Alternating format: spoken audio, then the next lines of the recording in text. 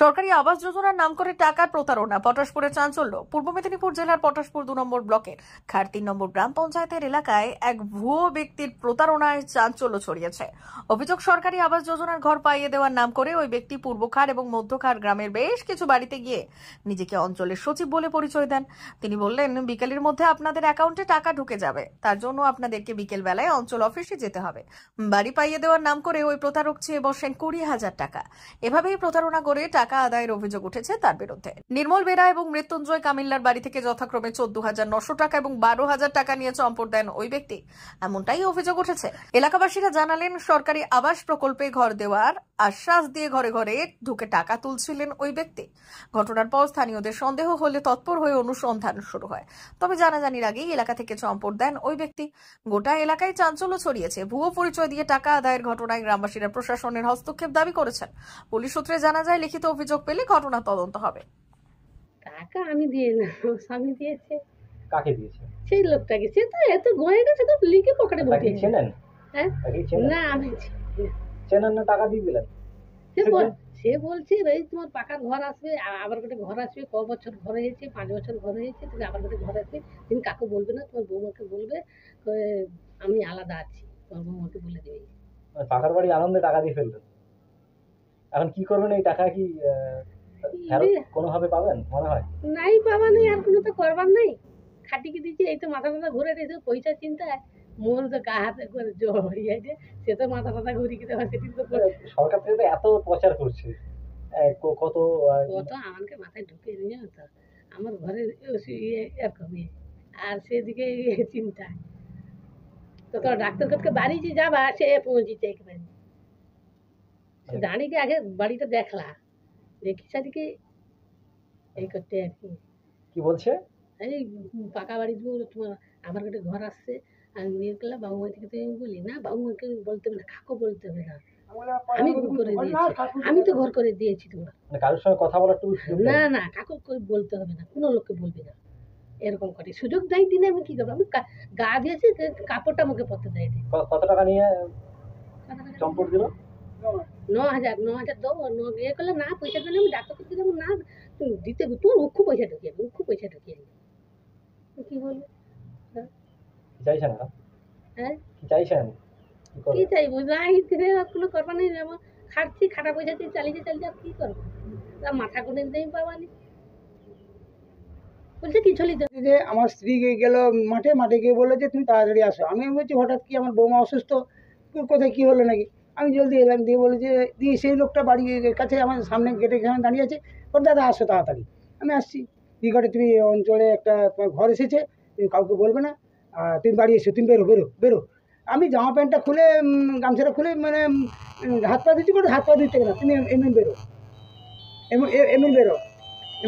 আমি না, আচ্ছা ঠিক আছে, আমি এগিয়ে করতে দেখি বলছে আমি জামা প্যান্ট পরছি, পরে লুঙ্গি পরিল। আমি না লুঙ্গি পরবো না, জামা প্যান্ট পরে আমি বেরোচ্ছি।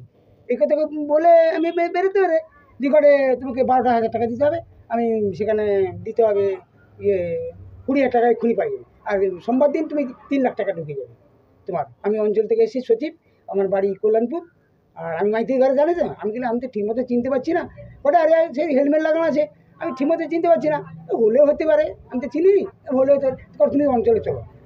গেছি, সামনে একটা বেড়ার বাড়িতে আছে, বেড়ার বাড়ি এসে করে তুমি আধার কার্ড নিয়ে এসছো? আমি না, আধার কার্ড আনতে গেছি, আধার কার্ড আনতে চোখা যাই, তারপর চলে গেছি। আমি এসে বাজার করলাম, বাজারে রাধাগোবিন্দ বললাম, রাধাগোবিন্দ বলে না, তো আমি দেখিনি। বাজার ঘুরে আবার বাড়ি চলে গেলাম, দিয়ে আমি ডাক্তার কাছে চলে গেলাম। অঞ্চলে গেছিলেন? না, অঞ্চলে যাবো কোথায়? আমি লোককে দেখতে পাইনি, আর গরিব মানুষ, আমি ডাক্তার কাছে যেতে হবে, আমার ডেট আছে, নাম লেখানো আছে, যেতে হবে আমার বৌমাকে লিখে। মানে আমি বলছি, আপনি টাকাটা কিসের জন্য পেলেন? টাকাটা বলে যে এক্ষুনি দিয়ে দাও 12,000 টাকা, আমি এক্ষুনি তোমাকে 20,000 টাকা দিয়ে দেবো অঞ্চলে। কিসের অঞ্চলে তুমি ইয়ে পাবে, মানে ঘর পাবে। মানে আমি গেলে আমার ঘর আবাস যোজনা ঘর পাবে, তুমি তো এক্ষুনি ঘর। আমি গেলে একটা ঘর পেয়েছি, পরে সে ঘর কি আবার তুমি 3 লাখ টাকা পাবে। পরে কত পেয়েছি? আমি গেলে 1,20,000 টাকা পেয়েছিলাম, পরে তুমি এক্ষুনি 3 লাখ টাকা পাবে, এক্ষুনি 20,000 টাকা এক্ষুনি তুমি পকেটে নিয়ে চলে আসবে। আমি সেই টাকাটা বাড়িতে বেঁচে ঢুকেছি, আমার সেই আলমারিটা খুলতে সেই আমার কাছে ঢুকে গেছে। পরে পয়সাটা তুমি আমাকে দাও, ইয়ে করতে পারে না, তোমাকে নিয়ে যেতে হবে না, আমি পয়সাটা নিয়ে আসি। আমি কিছুতে দেবো না, আমার স্ত্রী আছে, কিছুতে দেবো না, সে আমার হাত থেকে জোর করে কেটে নিয়েছে বলে যে আমি সঙ্গে যাচ্ছি, যেতে যেতে বুঝলি না বেড়ার বাড়িতে আসছি, বললো যে তুমি আধার কার্ডটা নিয়ে আসো, আমি এখানে দাঁড়িয়েছি, ব্যাস চলে গেছে। না, অঞ্চলের সচিবের পরিচয় দিয়ে অঞ্চলের সচিবে দিয়ে পরিচয় দিয়েছে, ওটা আমি সচিব নূতন হয়েছি, আমি আর অঞ্চলটা যাইনি কোনো দিন, বাবু গরিব মানুষ, আমি খাটাখাটি করি, আমি অঞ্চলটা যাইনি, আমি সেই জন্য এই দিয়ে দিয়েছি। বললো যে অঞ্চলে চলো, এই অঞ্চলে দিয়ে গেছি, যাবা কি এই রাস্তার মধ্যে তো এই ঘটনা ঘটে গেছে। ব্যক্তিকে আগে কখন দেখেছেন? না, কোনোদিন আমি দেখি। তো এখন কি করবেন যে টাকাটা দিয়ে? কি করবো, যে টাকাটা উদ্ধার করা যায়, কি করি, যা যায় পাওয়া যদি যায় তো ভালো কথা, না হলে যাবে আর কি করবো, গরিব মানুষ। বাড়ি আছে?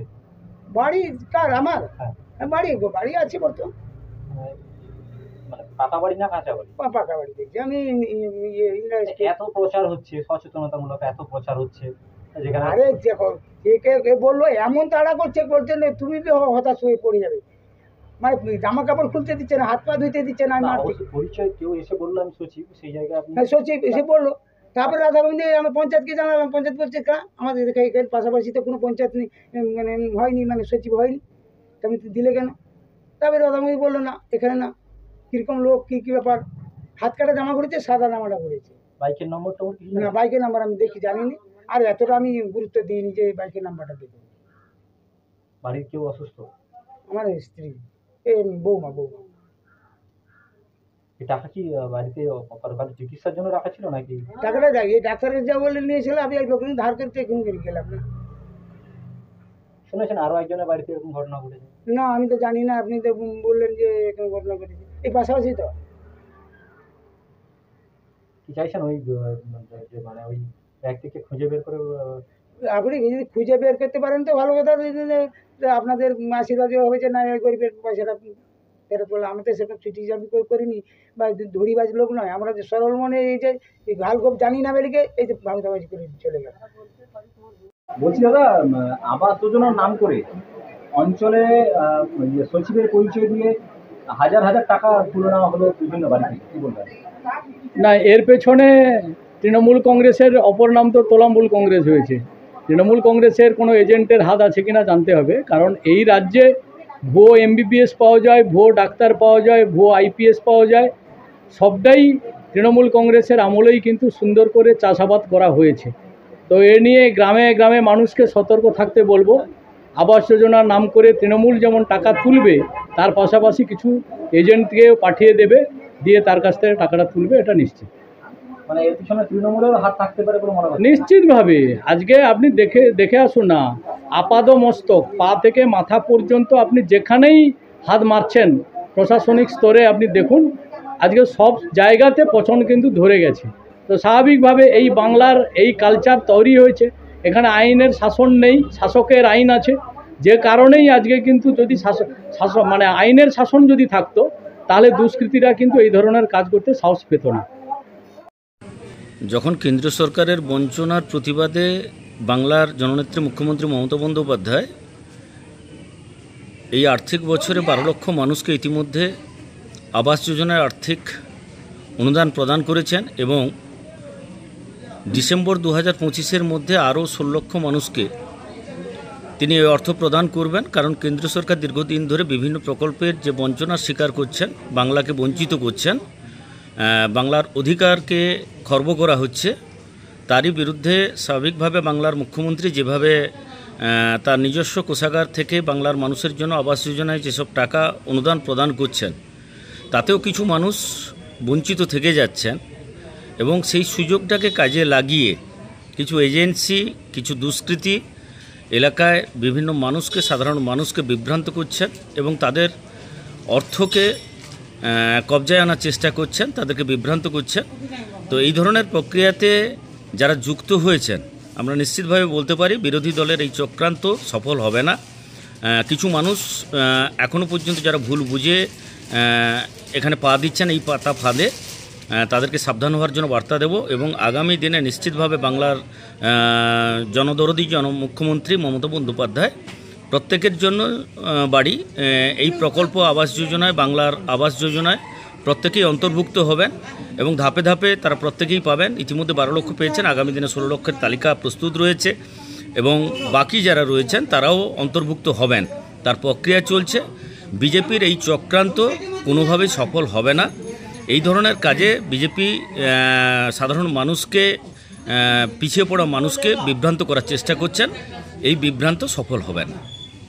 399 hotel and restaurant, Narayangarh bypass, Paschim Medinipur.